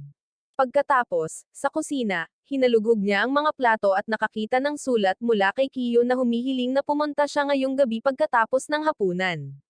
Habang nangangako siyang tutulungan ang mga lalaki, napagtanto niya na naririnig ni Anzo ang lahat. Mabuti na lang at nasa panig niya si Anzo at nag-alok na tulungan siya. Nang gabing iyon, hiniling ni Gakuto kay Kiyo na tusokan siya ng tinidor. At nang magawa niya ito, napasigaw si Gakuto sa sakit. Tumakbo papasok si Hana para tingnan sila, ngunit nang mapagtanto niya ang nangyari, pinili na lang niyang umalis. Matalinong sinabi ni Gakuto na may nangyayari sa pagitan ni Kiyo at Hana para hindi niya parusahan si Kiyo. Kaya, bumalik siya at dinala sila sa infirmary para gamutin ang sugat. Matapos lagyan ni Kiyo ng benda si Gakuto, ibinalik niya ito sa selda, ngunit iniwan si Kiyo sa labas na nagsasabing kailangan niya itong makausap. Habang dinadala niya ito sa opisina, naghintay sina Chiyo at Anzu ng perpektong oras para sumugod habang isinusuot ni Miko ang kanyang espesyal na suit para matiyak na magiging maayos ang lahat. Pagbalik sa opisina, kumuha siya ng gunting at inilista ang lahat ng masasamang bagay na ginawa niya sa kanya na nagpaisip kay Kiyo na nasa panganib ang kanyang rocket launcher. Gayunpaman, gusto lang ni Hana na mag-CR siya sa tasa para mabantayan niya ito at maging pantay. Hindi tulad ng dati, huminga ng malalim si Kiyo at casual na inalis ang kanyang pantalon na ikinatarante ni Hana. Nang mapagtanto na hindi niya inaasahan ito, si Bro ay naging ganap na komando at hiniling sa kanya na hawakan ito habang siya ay nag-CCR. Kinabahan si Hana tungkol dito, ngunit para maunahan siya, nag-full komando rin siya at nagpasyang polanan siya. Samantala, si Chiyo ay gumagalaw, ngunit nakita ni Miko ang kanyang mga yapak at nagpasyang sundan siya. Pagbalik sa opisina, sina Kiyo at Hana ay parehong nasa stalemate hanggang sa maisip ni Kiyo ang lahat ng mga bagay na ginawa niya para pumunta rito. Pagkatapos ay nagsimula siyang maglakad patungo kay Hana, ngunit nang ang likod nito ay nasa pinto, siya ay nataranta at sinipa siya sa tiyan. Gayunpaman, habang lumuhad si Kiyo, tumangala siya at nahipnotismo ng medusa sa pagitan ng mga plot ni Hana. Dahil dito, ang kanyang junior ay naging senior at pinahirapan siyang makatanggap ng tagas. Nang mapagtanto ito ni Hana, sinipa niya ito at nagpas siyang polanan siya. Gayunpaman, sa huling segundo, may nahuli si Miko sa labas at nag-ambala ang lahat. Nang sandaling iyon, narinig nila si Anzu na sinasabihan si Miko na pakawalan siya dahil hindi ito pagkakaunawaan, na nangangahulugang ligtas pa rin si Chiyo. Pagkatapos ay hiniling ni Miko kay Hana na papasukin siya, ngunit sinabi ni Hana sa kanya na maayos ang lahat dito at dapat umalis si Miko. Pumayag si Miko at inilayo si Anzu at pinanood ni Chiyo mula sa ligtas na distansya na nagpapasalamat kay Anzu para sa kanyang sakripisyo. Pagbalik sa opisina, tumingin si Hana kay Kiyo at napagtanto na direktang nakikita niya ang kanyang mga perlas na pintuan. Nang sabihin ni Kiyo na hindi niya maalis ang tingin sa kanyang medusa, nagsimula siyang umiyak at nagtanong kung bakit binibigyan niya ng mga palayaw ang kanyang plot armor. Humingi ng tawad si Kiyo, ngunit naguluhan siya dahil palagi siyang nasa mga nakakahiyang sitwasyon kapag kasama si Kiyo. Para gamaan ang loob niya, sinabihan siya nito na maaari niya itong saktan hanggat gusto niya at medyo sineryoso ni Hana ang mga salita nito. Pagkatapos suntukin siya, bigla niya itong hinalikan, na ikinagulat ni Kiyo. Buong pagmamalaki niyang sinabi na ninakaw niya ang unang halik nito kahit alam niyang gusto nito si Chiyo at hindi ito ang magiging unang halik nito. Matapos aminin ni Kiyo na gusto niya si Chiyo, yumuko siya at hinalikan itong muli, yumuyuko para nakawin ang V-card nito sa harap ni Chiyo. Habang pinag-uusapan ng mga lalaki kung kakampi ba nila si Anzu or hindi, napigilan na siya ni Miko at hiniling na sabihin niya sa kanila ang tungkol sa plano ng mga lalaki na tumakas. Nang tumanggi si Anzu na magsalita, sinabihan siya ni Miko na kausapin ang kanyang kaibigan, sa halip ay pinaiyak si Anzu. Sa kabilang banda, gumapang si Chiyo patungo sa opisina ng nurse kung saan patuloy na nakikipagbuno si Hana kay Kiyo at nang magmakaawa itong tumigil, sinabi nitong hindi siya titigil hanggat hindi niya nakikitang tumutulo ang kanyang tagas. Nang tumutol si Kiyo, sinuntok niya ito sa dingding na nagdulot ng malakas na kalabog na nakagambala kay Chiyo. Inutusan siyang huwag pumunta sa opisina hanggat hindi na-off ang mga ilaw, kaya nagpa siya siyang maghintay sa dingding nang hindi alam na umiinit na ang sitwasyon. Habang hinihintay ni Kiyo na mabusog si Hana, bigla niyang napagtanto na hindi nga pala nito alam kung paano humalik ng maayos, ibig sabihin ay nagpapanggap lamang ito. Kaya, nagpa siya siyang ipakita sa kanya kung ano ang kayang gawin ng dila na iyon, na labis na nagpakaba sa kanya kaya't nagsimula siyang damyugo mula sa ilong. Kalaunan, nawalan siya ng malay at binuksan ni Kiyo ang pinto, ngunit binuksan ito ni Chiyo. Sa gitna nito, napagtanto ni Kiyo na magkakamali siya ng akala kung titingnan niya ito mula sa ganoong anggulo. Kaya, sinigawan niya ito na huwag pumasok. Nang sandaling iyon, nagkamalay si Hana at mahinahong sinabing dapat na silang bumalik. Kaya, habang ibinabalik niya si Kiyo sa kanyang selda, palihim na pumasok si Chiyo sa silid. Humingi ng permiso si Gakuto na gumamit ng banyo at labis na na-trauma si Hana kaya pinayagan niya ito. Samantala, nawalan ng malay si Anzu sa ilalim ng litigo ni Miko, na nagpaisip sa kanya kung tunay nga bang inosente si Anzu. Nang sandaling iyon, pumasok si Marie sa opisina at tinanong kung ano ang ginagawa niya. Matapos ipaliwanag ni Miko ang buong pangyayari, nag-text si Hana sa kanya para ipaalam na lahat ng bilanggo ay nasa kanilang mga selda at nakakandado ang mga pinto. Kahit na noon, hindi mapakali si Miko at iminungkahi ni Marie na personal nilang suriin ang mga selda upang matiyak na maayos ang lahat. Gaya ng inaasahan, nakita nila ang lahat ng mga lalaki sa kanilang mga kama. Kaya, nagpa siya si Marie na tingnan ang opisina ng pagwawasto at tumungo si Miko sa banyo upang magpalit ng damit. Sa opisina, natagpuan ni Marie ang tasa na ginawa ni Hana para kay Kiyo, ngunit bago pa siya makapaghinala, narinig niya ang sigaw ni Miko at tumakbo papunta sa banyo. Lumalabas na kinailangan ni Miko na punatan ang kanyang mga damit dahil hindi siya makaalis sa mga ito at dahil dito ay nakalimutan ni Marie ang tasa. Ipinahayag niya na walang nangyayari, walang kamalayan sa lahat ng mga kalokohan na nangyari habang wala siya. Kinabukasan, dinala ang mga lalaki sa opisina ng chairman at binasa ng matanda ang lahat ng mga krimen na inakusahan sa kanila. Kahit na hindi umapela ang mga lalaki, nakaramdam si Miko ng kakaibang pagkabalisa sa kanyang puso.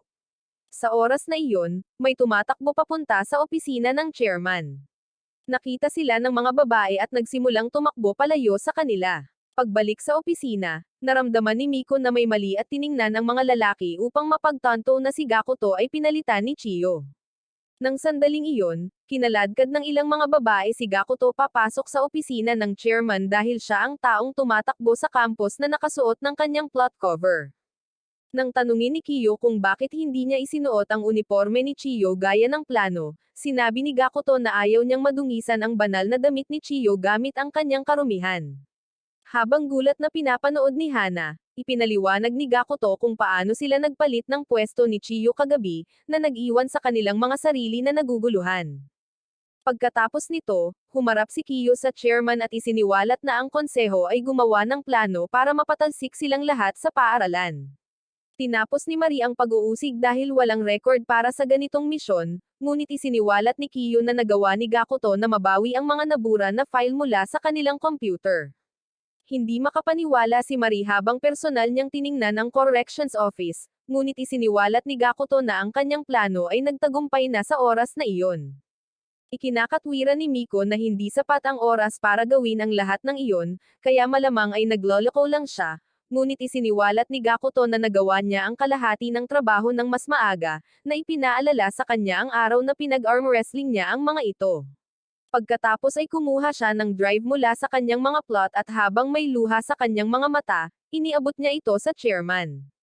Matapos itong ilagay ng matandang lalaki sa kanyang computer, nabunyag ang pakana ng mga babae, na nag-iwan sa kanila ng kahihiyan. Sa sandaling iyon, napagtanto ni Hana na ginamit siya ni Kiyo bilang isang piyon upang makuha ang gusto niya at nang aminin niya ito, nagalit ang babae at sinimulan siyang bugbugin. Nakakagulat, sumugod si Marie at sinuntok sa mukha, sinabihan si Hana na tumigil na dahil tapos na ang lahat. Humingi siya ng tawad sa kanilang dalawa sa pagpilit sa kanila sa kanyang mga plano at pagkatapos niyang aminin ang lahat, nangako ang chairman na parurusahan siya kalaunan. Sa ngayon, nilinis niya ang mga lalaki sa lahat ng krimen at makalipas ang ilang minuto, pinalaya ang mga lalaki na nakasuot ng kanilang opisyal na uniforme sa paaralan. Pagkalipas ng ilang araw, pinakakain ni Chiyo si Kiyo gamit ang sarili niyang mga kamay. Si Shinga ay nakikipag-date kay Anzu. Si Andre ay hinahangaan ng kanyang mga kaklase. Nakahanap din si Gakuto ng isang babae na may katulad na interes at si Joe ay mapayapang nagpalaki ng kanyang mga langgam. Samantala, si Kate, ang pangulo ng Above Ground Student Council, ay nakipagkita sa chairman at hiniling na parusahan niya ng malupit ang Underground Student Council dahil anak niya si Hana. Pumayag ang chairman sa kanyang mga kahilingan, na binigyan sina Hana, Miko, at Marie ng malupit na sentensya sa bilangguan.